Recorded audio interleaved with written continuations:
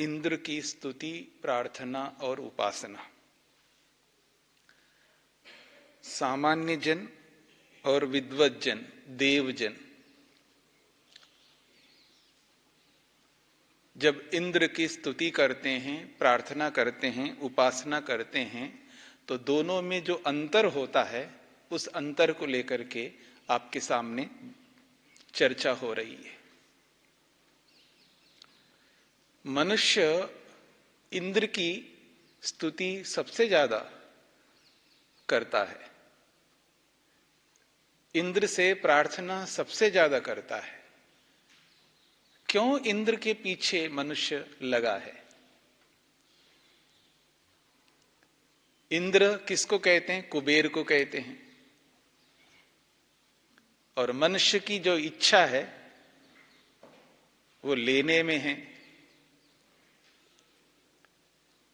मनुष्य जो है सबसे अधिक स्वार्थी होता है। दुनिया में जितने भी प्राणी हैं, अलग अलग प्रकार के प्राणी हैं, अनगिनत प्राणी हैं, असंख्य प्राणी हैं। मनुष्य की दृष्टि से प्राणी जो है असंख्य हैं, गणना नहीं कर सकते। हां, यदि कोई गणना कर सकता हो तो ईश्वर ही करेगा।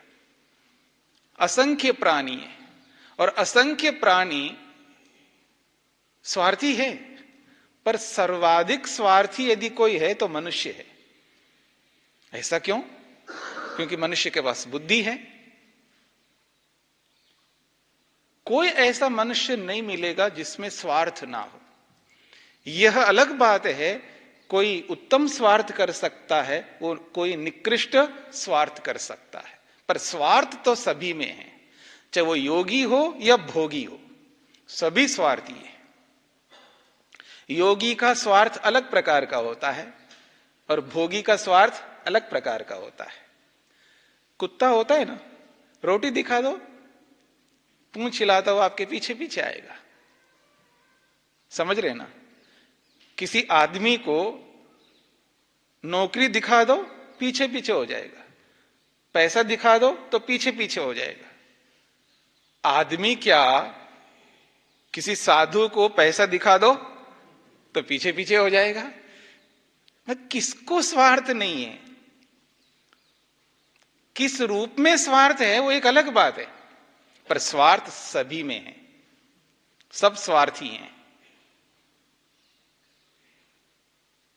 और निकृष्ट से निकृष्ट स्वार्थ प्राणी जगत में मनुष्य के अतिरिक्त और कोई ऐसा प्राणी नहीं है जो कर सकता हो।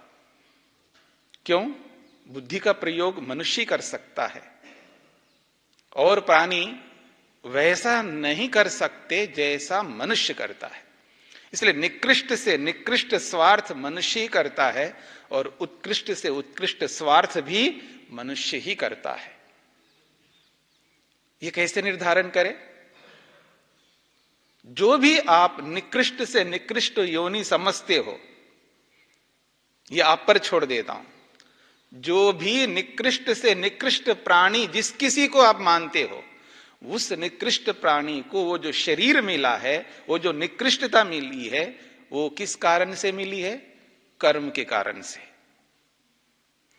जिस प्राणी को जो निकृष्ट शरीर मिला है, उस प्राणी को जो निकृष्टता जो प्राप्त हुई है, वो केवल कर्म के कारण से। और वो कर्म कौन करता है? मनुष्य करता है। वो कर्म कौन करता है? वो मनुष्य करता है। बाकी प्राणी तो भोगी योनि है, वो भोग करते हैं, उनका काम भोगना है, भोग ही उनका कर्म है। पर मनुष्य जो एक ऐसा प्राणी है जो कर्म करता है, भोग भी करता है पर कर्म भी करता है।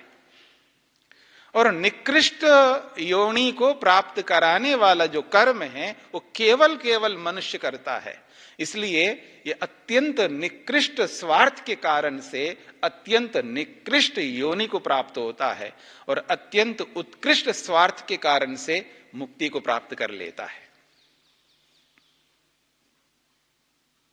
तो ये जो मनुष्य है, स्वार्थ के कारण से वो इंद्र की स्तुति करता है और इंद्र से प्रार्थना भी करता है और इंद्र की उपासना भी करता है, चाहे स्वार्थ कैसा भी हो उसका, क्योंकि इंद्र के अतिरिक्त और कौन देने वाला है,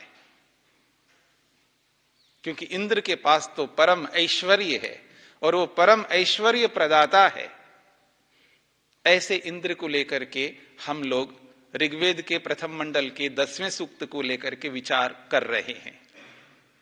और इस 10वें सूक्त का पहला मंत्र है, बहुत प्रसिद्ध है, अक्सर प्रवक्ता लोग इस मंत्र को बोलते हैं, इसकी व्याख्या करते हैं। मंत्र है गायन्ति त्वा गायत्रिणो अर्चन्त्यर्कमर्किणा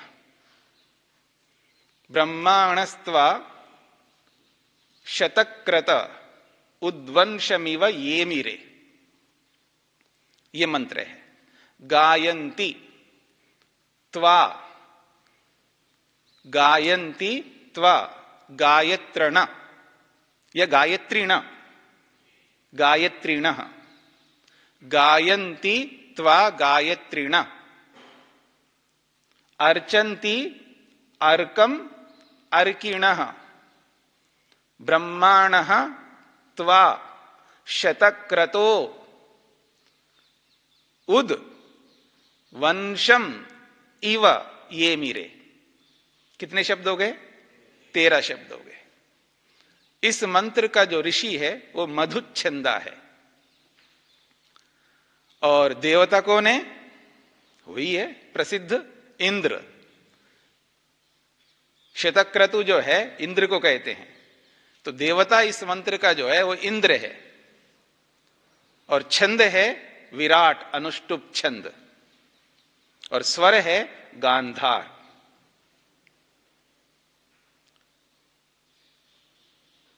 देखिए इंद्र की पूजा बताई जा रही है यहां पर। इंद्र की पूजा करते हैं, कौन करते हैं? सभी करते हैं। साधारण से साधारण व्यक्ति भी इंद्र की पूजा करते हैं और विशिष्ट से विशिष्ट देव भी इंद्र की पूजा करते हैं। तो हम जो चर्चा कर रहे हैं, जो देव जो पूजा करते हैं वो किस प्रकार करते हैं, यही तो प्रसंग चल रहा है ना काफी समय से। तो देखिएगा गायन्ति क्रियापद है। गायन्ति का मतलब है क्रियापद है। ये गाते हैं कौन? ब्रह्माणः। मंत्र में है ना दूसरी पंक्ति में ब्रह्माणः। ब्रह्माण का अर्थ महर्षि स्वामी दयानंद क्या लिखते हैं देखिएगा, वेदान विदित्वा क्रियावंतः। वो कहते हैं वेदान विदित्वा क्रियावंतः। ब्राह्मण को ब्राह्मण क्यों कहते हैं? ब्राह्मण ऐसे वैसे नहीं होते हैं। वो कहते हैं वेदान विदित्वा, जो वेदों को जानते हैं। जानते हैं तो क्या होगा? क्रियावंतः, वो वेदों को जान करके क्रिया करते हैं तो वो ब्राह्मण है। महर्षि पतंजलि ने ऐसे नहीं कहा बिना मतलब के ही वेद पढ़ो। महर्षि पतंजलि ने कहा है कि वेद क्यों पढ़ो, क्यों मत लाना यहां पर, किस लिए पढ़ूं, ये किस लिए मत लाना, कारण मत लाओ यहां पर। कारण को सामने ला करके वेद मत पढ़ना। बिना कारण के वेद पढ़ ले, मतलब बिना कारण के ऐसे कैसे हो सकता है? महर्षि स्वामी दयानंद कहते हैं कि बिना कारण के तो कोई प्रवृत्ति नहीं होता है व्यक्ति, कोई तो कारण होगा। नहीं, महर्षि पतंजलि कहते हैं बिना कारण के वेद पढ़ो। बिना कारण में छोटे मोटे कारणों को सामने रख करके क्यों पढ़ना है? ये जो ऋषि लोग होते हैं ना, क्या ऋषि लोग होते हैं कहने का अभिप्राय है वो सीधी बात नहीं करते हैं। ऐसा मत समझना सीधी बात नहीं करते हैं, मतलब बहुत सूक्ष्मता से बात करते हैं। सीधी बात का मतलब है सीधा सीधा ऐसे ही वो हर बात को नहीं करते हैं, बहुत सूक्ष्मता से बात करते हैं। परोक्ष प्रिया ही देवा, जो ऋषि होते हैं बहुत दूर तक ध्यान में रखते हुए वो बोलते हैं। वो कहते हैं बिना कारण के वेद पढ़ो। कोई कुछ कर्म करता है, मतलब छोटे मोटे लक्ष्यों को सामने रख करके करते रहते हैं लोग, वो साधारण है। साधारण आदमी क्या करता है, वो छोटे मोटे है। रोटी दिखा दो तो पीछे हो जाएगा, रोटी तो बहुत दूर की बात, चाय पिला दो तो भी पीछे हो जाएगा। ठीक है ना, मतलब कुछ भी थोड़ा सा भी दिखा दो ना आदमी को, पीछे हो लेगा। कुछ भी, थोड़ा भी स्वार्थ। हमारे जमाने में हम लोग 1 पैसे के लिए, 2 पैसे के लिए, 5 पैसे के लिए किसी के पीछे पीछे हो लेते थे। हाँ। समझ रहे ना, अब वो 1 पैसा नहीं चलता है आज, 2 पैसे नहीं चलते आज, 5 पैसे भी नहीं चलते, 25 पैसे भी नहीं चलते यहां पर, 50 पैसे भी यहां नहीं चलते, कहीं कहीं चलते हैं, यहां नहीं चलते। भिखारी को अगर भूल से आप 1 रुपए दे दो ना, फिर देखना आपका कयामत आ जाएगा। मतलब किसी भिखारी को 1 रुपए भी नहीं दे सकते आप, कम से कम कितना देना होगा? 10 रुपए। वो जमाना गया। हाँ, 10 रुपए।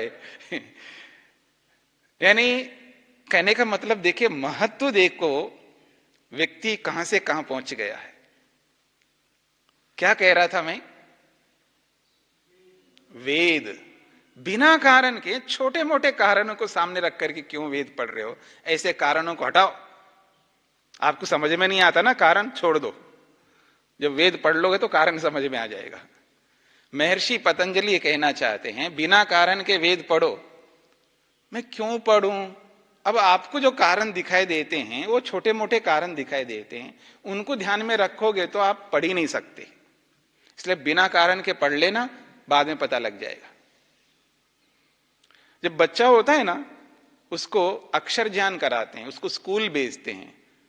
कौन ऐसा बच्चा होता होगा जो स्कूल जाने में बहुत राह देखता होगी, हाँ बस स्कूल का समय हो गया, मैं जाऊं? ऐसा है कोई? कोई विरला ही होता होगा। हमेशा रोता है आदमी स्कूल जाने से, उसको कुछ समझ में नहीं आता है क्या सिखाया जा रहा है, कुछ नहीं समझ में आता है। किसको समझ में आता है? आपको समझ में आया था? मेरे को तो समझ में नहीं आया, लेकिन सीखना पड़ता है, सीख लेता है, पढ़ लेता है। आज पता लगता है कि आकार का मतलब क्या होता है। आकार का मतलब क्या होता है? क्या होता है?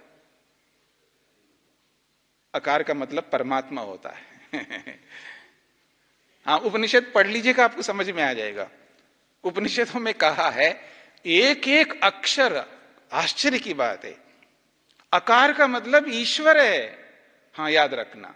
ये कहां समझ में आता है? जब आकार सीखता है, जब आदमी आकार लिखता है, जब आदमी, नहीं समझ में आएगा, किसी को नहीं समझ में आता है। बच्चे को छोड़ो, बड़े आदमी को समझ में नहीं आता है। जैसे का मतलब क्या होता है? का एक अक्षर है ना, का क्या मतलब होता है? क इति प्रजापति, परमात्मा को कहते हैं। कस्मै देवाय हविषा विधेम, का नाम प्रजापति। एक एक अक्षर परमात्मा है, याद रखना। ये समझ में नहीं आता है। हाँ, जो शिक्षा शास्त्र पढ़ेगा वो समझ में आएगा उसको, वैसे वैसे नहीं आएगा। शिक्षा शास्त्र पढ़ने से भी उसको पढ़ करके फिर क्रिया से युक्त होना पड़ता है। इसलिए कहा है, ब्रह्माण वेदान विदित्वा क्रियावंतः। वेद पढ़ करके जब क्रियाशील होता है, जब व्यवहार में उतरता है, जब धरती पर पांव रखता है, मिट्टी के अंदर प्रवेश करता है, तब उसको समझ में आता है। जो किसान होता है ना, वो जब तक वो मिट्टी के अंदर पांव नहीं रखता है, वो दलदल जो है भूमि, उसमें जब पांव नहीं रखता है, तब तक उसको तसल्ली नहीं होती है। क्रिया रूप में जब व्यक्ति अपने आप को परिवर्तित करता है, तब उसको समझ में आता है। जैसे विद्यार्थी को गुरु का मतलब थोड़ा समझ में आता है, नहीं आएगा, कभी नहीं आ सकता, लेकिन आएगा जरूर जब वो गुरु बनेगा। समझ रहे हैं? वो जब आचार्य बनेगा तब उसको समझ में आएगा आचार्य का मतलब क्या होता है। बेटा जो होता है ना, बाप का मतलब नहीं समझता है, वो पिता का अर्थ समझ नहीं पाता है। वो जब स्वयं बाप बनता है, पिता बनता है, तब उसको समझ में आता है। जब शादी कर लेते हैं, और विशेषकर जब किसी को बच्चा होता है ना, बेटा बेटी जो जब कभी भी होते हैं, और जब मेरे को वो सुनाते हैं, हाँ जी मेरे को पुत्र हुआ है, अभी कुछ समय पहले मेरे को पता चला कि पुत्र हुआ है, और सबसे पहले आपको धन्यवाद जी, आपको पुत्र हुआ है, अब आप माता बन गए हो, ठीक है ना। अब आपको माता का मतलब समझ में आएगा। अब बखूबी से समझ लेना माता क्या होता है, मातृत्व को समझ में आ जाएगा। वो तो एक दिन में कहते हैं हाँ स्वामी जी समझ में आ रहा है, अभी एक ही दिन हुआ है उनको, एक ही दिन में समझ में आ जाता है। और रुक जाओ 15-20 दिन, तो मेरे को पता तो चल गया था पहले ही, अभी 15-20 दिन के बाद मैं तत्काल फोन नहीं किया, 15-20 दिन के बाद में फिर धन्यवाद किया है। तो समझ में आ रहा है, हाँ स्वामी जी समझ में आ रहा है माता का मतलब क्या होता है, माता का अर्थ क्या है, पिता का अर्थ क्या है, आचार्य का अर्थ क्या है। ये जब स्वयं उस स्थिति में व्यक्ति जाता है तभी यथार्थ में समझ में आता है, जब क्रिया में आता है। तो गायंती, तो स्वामी जी लिखते हैं गायंती का अर्थ, वैसे तो गायंती के बहुत सारे अर्थ होते हैं। निरुक्तकार ने कहा अर्चति कर्म, गायती थी अर्चति कर्म, पूजा अर्थ को कहने वाला है ये, यानी ये जो धातु है ये पूजा अर्थ को कह रही है। तो स्वामी जी लिखते हैं गायंती सामवेदादिना, सामवेद आदिना, सामवेद आदि के माध्यम से गायंती, गायंती प्रशंसन्ति, स्तुवन्ति, अर्चन्ति, पूजयन्ति,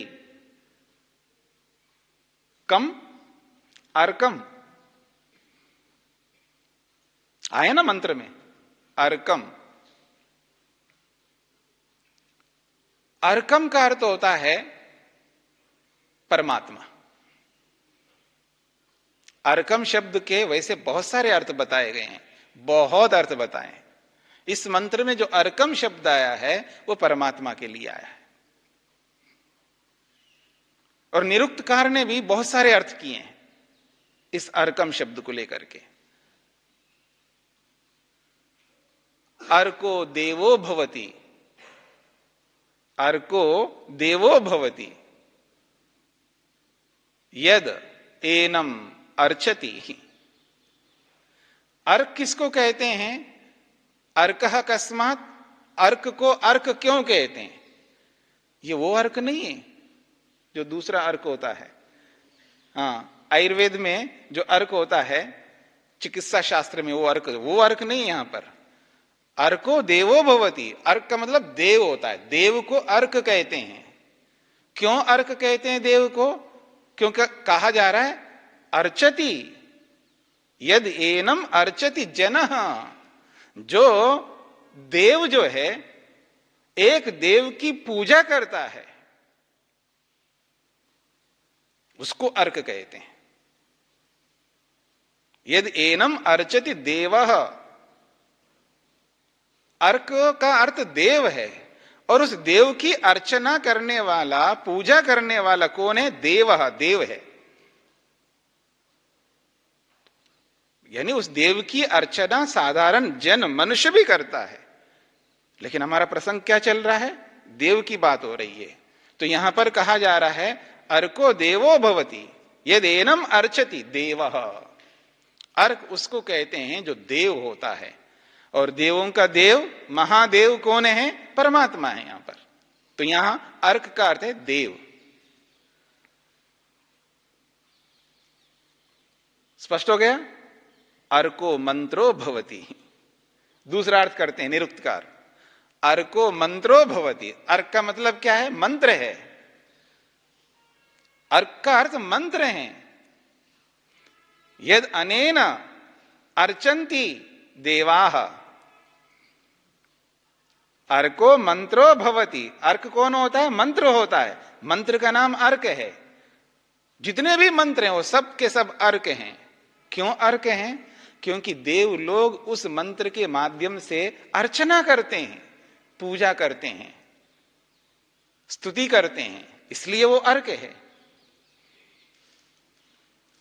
अर्कम अन्नम भवति। निरुक्तकार कहते हैं अर्क को अर्क क्यों कहते हैं? कहते हैं अर्क वो होता है जो अन्न है।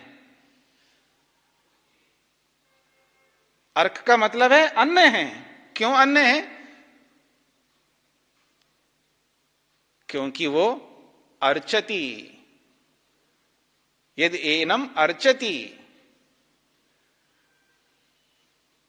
अर्चति का मतलब ये अर्चति जो क्रिया है वो अर्क के साथ जुड़ रहा है कि अर्चति तृप्यति। यदि एनम, जिसको तृप्त करती है। किसको? देव को। ये जो अन्न है वो तृप्त करती है, करता है। अन्न तृप्त करता है किसको? देव को। मनुष्य तृप्त नहीं होता है, खाता ही रहता है, फिर भी तृप्ति नहीं मिलती उसको, फिर भी खाता रहता है, फिर भी खाता है, बहुत खाता है, बहुत खाने में लगा रहता है। एक आदमी बोलता है ना, किसके लिए जीते हो जी? खाने के लिए। किसके लिए जीते हैं आप? खाने के लिए जीता हूं मैं। उसको तृप्ति मिलती नहीं है क्योंकि उसका जीना ही खाने के लिए है, इसलिए उसको कभी तृप्ति नहीं मिलती है। और को कहता है किस लिए खाते हो? जीने के लिए खाता हूं। किसके लिए खाते हो? जीने के लिए खाता हूं। वो तृप्त होता है, वो देव होता है। उपनिषद में आता है देव लोग खाते नहीं, एक बार ही खाते हैं वो। हाँ फिर बार बार खाते नहीं है, वो तृप्त हो जाते हैं। देवा न अश्नन्ति न पिबन्ति। उपनिषद में बार बार आता है देवा न अश्नन्ति न पिबन्ति। देव लोग न खाते न पीते हैं, बस एक बार खा लिया और पी लिया, बस तृप्त हो गए। ये मत समझना आप लोग कि बस एक बार खाए तो तृप्त हो जाएंगे। उनका अभिप्राय है यानी उनके पास में उस अन्न को खाने से तृप्ति मिल जाती है, फिर उसके पीछे दौड़ते नहीं है, उसमें तृष्णा नहीं रखते हैं। इसका यह अर्थ है, याद रखना। जो तृष्णा रखता है वो बार बार खाता है, जो तृष्णा रखता है वो बार बार पीता है। जिसके पास तृष्णा ही नहीं है तो वो बार बार खाता नहीं, बार बार पीता नहीं है, क्योंकि तृष्णा ही नहीं है उसके पास में। तो देवा न अश्नन्ति न पिबन्ति का मतलब ये नहीं है कि वो खाते ही नहीं, वो पीते ही नहीं है। जिएंगे कैसे? नहीं जी सकता आदमी, पर वो तृप्त होते हैं उस अन्न से। तो अर्कम अन्नम भवति एदेनम अर्चति तृप्यति। ये अन्न जो है उस देव को तृप्त कर देता है, इसलिए उसका नाम अर्क है। अर्को वृक्षो भवति। ऐसे अर्क के बहुत सारे अर्थ किए हैं निरुक्तकार ने, ब्राह्मणकारों ने बहुत सारे अर्थ किए हैं। तो यहां पर महर्षि स्वामी दयानंद सरस्वती जी भी अपने शब्दों में अर्थ कर रहे हैं अर्क का। अर्कम शब्द का अर्थ वो करते हैं, क्या करते हैं? अर्च्यते पूज्यते सर्वै जनै यह तम अर्कम। वो कहते हैं अर्च्यते पूज्यते सर्वै जनै, सब लोगों के द्वारा अर्चना की जाती है। सब लोग उस परमात्मा की अर्चना करते हैं, सभी। हाँ, किसी न किसी रूप में, नास्तिक हो आस्तिक हो कोई भी हो, सभी स्वीकार करते हैं उस अदृष्ट परमात्मा को, उस अदृष्ट शक्ति को, उस अदृष्ट संरचना को, उस अदृष्ट जो सृष्टि रचयिता है उसको स्वीकार करते हैं। आस्तिक हो नास्तिक हो कभी ना कभी स्वीकार करते ही करते हैं। गायन्ति सामवेदादिना गानेन प्रशंसन्ति स्तुवन्ति अर्चन्ति पूजयन्ति के ब्रह्माणः वेदान् विदित्वा क्रियावन्तः ये ब्राह्मणाः सन्ति ते किम कुर्वन्ति अर्कम अर्चन्ति। अर्कम अर्चन्ति, उस अर्क नामक परमात्मा की अर्चन्ति, नित्यम पूजयन्ति। स्वामी जी लिखते हैं केवल पूजयन्ति लिखने से उनको संतोष नहीं मिला। मतलब एक व्यक्ति की जो वैशिष्टता होती है, यही उनकी वैशिष्टता है महर्षि की। वो पूजयन्ति ये भी लिख सकते थे, लेकिन उनको संतुष्टि नहीं मिली। पूजयन्ति का मतलब पूजा करते हैं, नहीं, नित्यम पूजयन्ति। नित्यम शब्द को एक विशेषता जोड़ दिया उसमें, क्योंकि देवलोग जो है नित्यम पूजयन्ति, नित्य पूजा करते हैं, मनुष्य लोग नहीं करते हैं। हाँ, याद रखना, पूजा करते हैं लेकिन नित्य नहीं करते हैं। जब दुख आ पड़े तो करते हैं, जब सुख आ पड़े तो बिल्कुल नहीं करते हैं। जन्मदिन आ गया जी, बहुत प्रबंध किया उसने, लोगों को इनवाइट किया, सब लोगों को बुलाया, धूमधाम से हो रहा है उसके लिए। फिर देखना भगवान को कौन याद करेगा उस समय, ठीक है ना, कौन याद करे। खुशियां बांटी जा रहे, खुशियां मिल रही है उसको, सबको वो खुश कर रहा, सबको खिला रहा है, पिला है, सब उसको जन्मदिन की शुभकामनाएं दे रहे हैं, ये हो रहा है। और रात भर परेशान हो गए इस शुभकामनाओं को ले लेकर के। कहां भगवान को याद करेगा, वो भूल गया। फिर बाद में जब दुख आ जाएगा तो याद कर लेगा, ऐसा नहीं कि याद नहीं करता हो। लेकिन देव जो है नित्यम पूजयंती, रोज पूजा करते हैं वो। कोई ऐसा दिन नहीं होता है जो देव जो है परमात्मा की पूजा नहीं करते हो। नित्यम कुर्वन्ति, नित्यम पूजयंती, वो है। अब गायत्री को गायत्री क्यों कहते हैं, तो इसको भी थोड़ा समझना है। क्योंकि गायत्रीणः मतलब गायत्री को गाने वाले जो है, गायत्री का सहारा लेने वाले जो विद्वान हैं, उसको भी समझते हैं। पहले गायत्री को समझने का प्रयत्न करते हैं। गायत्री में जो शब्द है गायत्री, धातु तो वही है। गायंती में जो धातु है ना, वही धातु गायत्री में भी है। कौन सी धातु है? गई शब्द है, ठीक है ना। और औणादिक जो है, उणादि से इसमें क्या प्रत्यय करो? अत्रन प्रत्यय करो। हाँ, अत्रन। तो अत्रन प्रत्यय करेंगे तो गायत्र बन जाता है। फिर स्त्रीलिंग में गायत्री बना लेना, तो गायत्री है। गायत्री को गायत्री क्यों कहते हैं? गायत्री शब्द को लेकर के निरुक्तकार क्या, ब्राह्मण ग्रंथकार क्या, उपनिषदकार क्या है, बहुत सारे ऋषियों ने गायत्री को लेकर के बहुत सारी व्याख्याएं की है और अद्भुत व्याख्याएं की है। उनमें से कुछ व्याख्या मैं आपके सामने भी रखूंगा जो प्रसिद्ध भी हैं। पहले संक्षेप से समझने का प्रयत्न करते हैं। गायत्री को गायत्री क्यों कहते हैं? गायंतम त्रायमाना ऋक्, एक अर्थ किया महर्षि स्वामी दयानंद ने। गायत्री को गायत्री क्यों कहते हैं? गायंतम त्रायमाणा ऋक्, ऋक् का मतलब ऋचा, ऋक् का मतलब मंत्र। मंत्र जो है गाने वाले की रक्षा करेगा, याद रखना। यह समझने वाली बात है कि मंत्र कैसे रक्षा करता है, यह भी समझना है। वो कहते हैं गायत्री को गायत्री क्यों कहते हैं? गायंतम त्रायमाणा, गाने वाले की रक्षा करती है। या गायते या गायते तम त्रायते। जो गाता है उसकी रक्षा करता है कौन? मंत्र। गायत्री छंद को भी कहते हैं, गायत्री छंद भी है,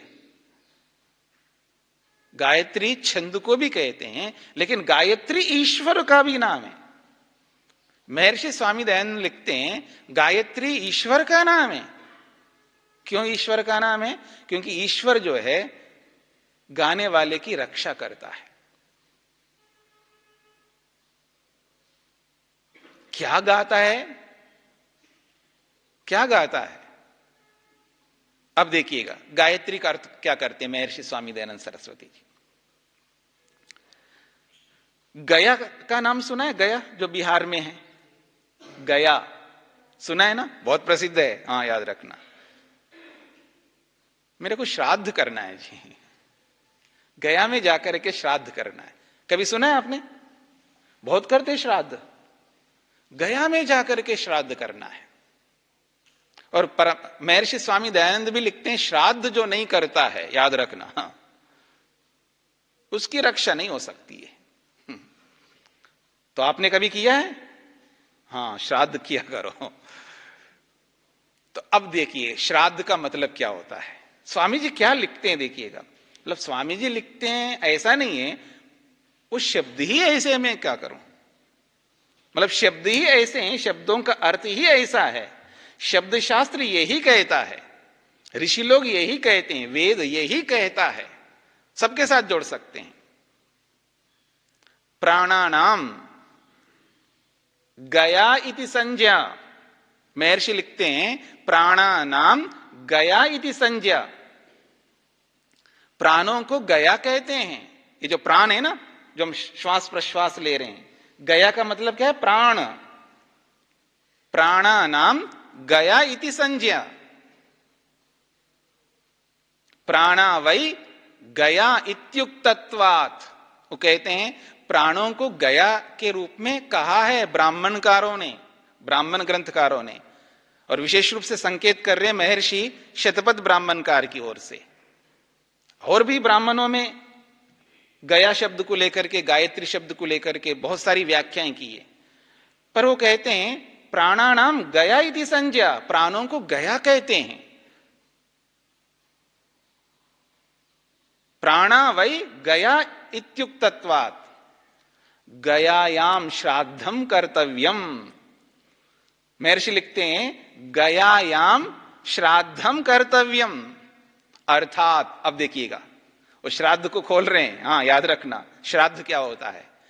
गयायाम श्राद्धम कर्तव्यम अर्थात गयाख्येषु प्राणेषु श्रद्धया, गयाख्येषु प्राणेषु श्रद्धया समाधि विधानेन। समझने का प्रयत्न करना, ये सारा संस्कृत बहुत सरल है। गयाख्येषु प्राणेषु श्रद्धया समाधि विधानेन ईश्वर प्राप्तौ अत्यंत श्रद्धादाना जनाः जीवाः अनुष्ठेयु तद अनुष्ठेयु, ऐसा लिखा है। इति एवं गया श्रद्धाम श्राद्धम कुर्वन्तु। वो कहते हैं गयायाम श्राद्धम कर्तव्यम, गया में श्रद्धा करनी चाहिए। श्राद्धम कर्तव्यम का मतलब है गया में श्रद्धा करनी चाहिए। गया नामक जो प्राण है, गया नामक जो प्राण है, उन प्राणों में श्रद्धया, श्रद्धा से, समाधि विधानेन, समाधि के द्वारा, क्योंकि प्राणों को थामना, याद रखना, प्राणों को रोकना है, प्राणायाम करना है। प्राणों को रोकते ही मन रुक जाता है, और मन के रुकते ही उस मन को क्या करना है? समाधि विधानेन, समाधि लगानी है। मन के रुकते ही उस मन को परमात्मा में लगाना है। किस लिए? ईश्वर प्राप्त हो, ईश्वर की प्राप्ति के लिए। अत्यंत श्रद्धादाना, और अत्यंत श्रद्धा से युक्त होकर के, अत्यंत श्रद्धा से युक्त होकर के समाधि के माध्यम से, ध्यान के माध्यम से उन प्राणों को अपने वश में करके ईश्वर को प्राप्त करने के लिए क्या करना चाहिए? अनुष्ठेयम, अनुष्ठान करना चाहिए। क्या अनुष्ठान करना चाहिए? कर्मों का अनुष्ठान करना चाहिए, दुखों को दूर करने के लिए। तब श्राद्ध हो जाता है व्यक्ति का, तब उसका श्राद्ध बन जाता है। इसलिए वो कहते हैं गयान प्राणान, गयान प्राणान त्रायते यासा गायत्री। जो गया रूपी जो प्राण है, उन प्राणों की जो रक्षा करती है उसका नाम गायत्री है। गायत्री का मतलब वो है। और वो जो गया है ना बिहार में, वो गया नहीं है यहां पर, उसका कोई अर्थ नहीं है। उसी गया को ध्यान में रख करके महर्षि ने बहुत सारी बातें लिखी है, क्योंकि गया में विष्णु के पांव है ना वहां पर, ऐसा माना जाता है ना। हाँ, और विष्णु की चर्चा हमने की थी, लेकिन एक मंत्र नहीं किया है उसको लेकर के, उसको भी कभी अवसर आएगा तो जरूर बताऊंगा।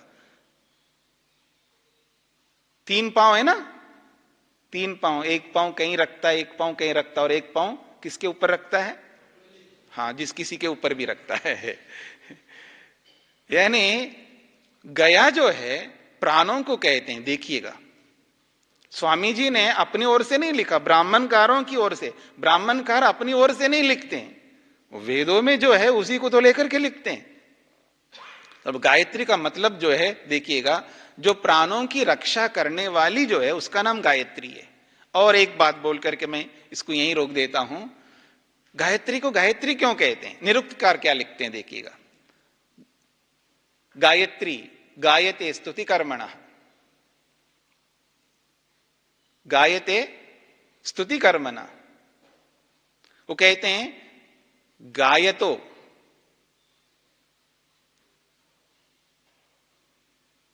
गायतो उदपदत, उदपदत,